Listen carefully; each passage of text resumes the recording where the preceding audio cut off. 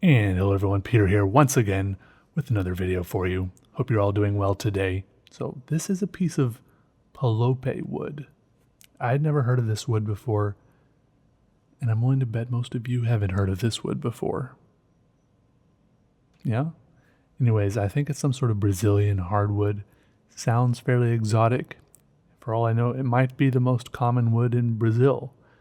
But I don't think it is. I found like a plank of it, like 6 feet long, and it's some local woodworking, like wood shop. It's like $13 for the plank. I had them cut it up into a few little, slices, like five pieces, and here's one piece. So I sat down with it. I used my razor tip wood burning platform, whatever it's called.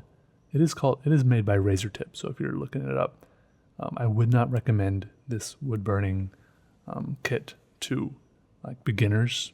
If you want to start out wood burning, it's a lot of fun. Just go to the arts and crafts store, grab you a good old, $12 to $15 kit, and while you're on that aisle, grab you a piece of, they've got pieces of basswood there, which probably would burn a lot better than this Palope or whatever this is. And just mess around with it. Grab a few pieces and burn on both sides of them. Just start burning. Don't start out by trying to make a masterpiece. Just start out by making little lines and dots. I recommend in all areas of art and life, just to mess around and experiment a lot. Just try making lots of lines and dots. Try, making different sorts of shading. It'll probably come with lots of different little tips and stuff.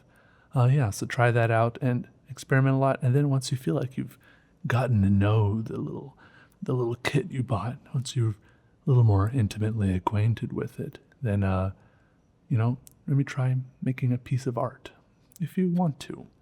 You can try to draw your dog or your grandma or just something weird and abstract like I tend to do.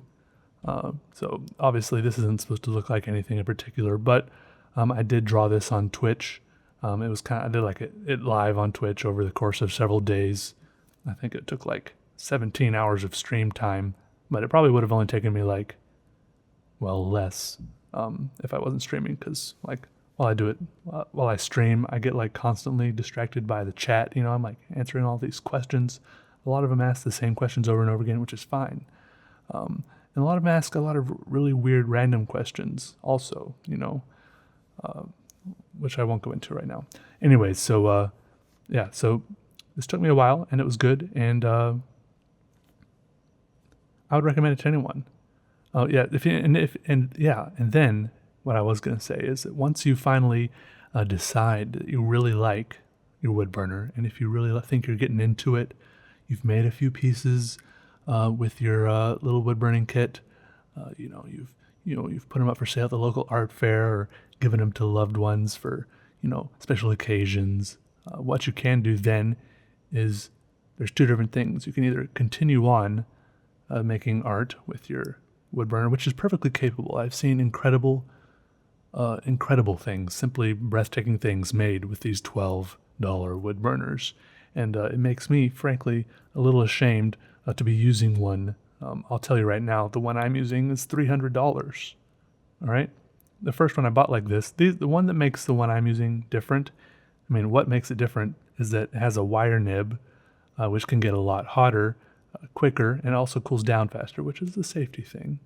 But also it can get hotter faster, and it has a little dial on it so you can control the temperature. You can make it cooler for some more precision work, or you can turn it way up so the tip is glowing hot and do some crazy, just char the wood to a hunk of charcoal if you want to, real quick. That's what I do. I turn it all the way up to 10, and it glows red when I do like bone burning and stuff like that. But anyways, so it has that feature, and it has like two things you can plug in at once if you want to switch back and forth real quick. So it has like all these features. Basically, it's for like enthusiasts and not just I don't want to say beginners, because you really just have lots of options. But you can get ones like these for like $100.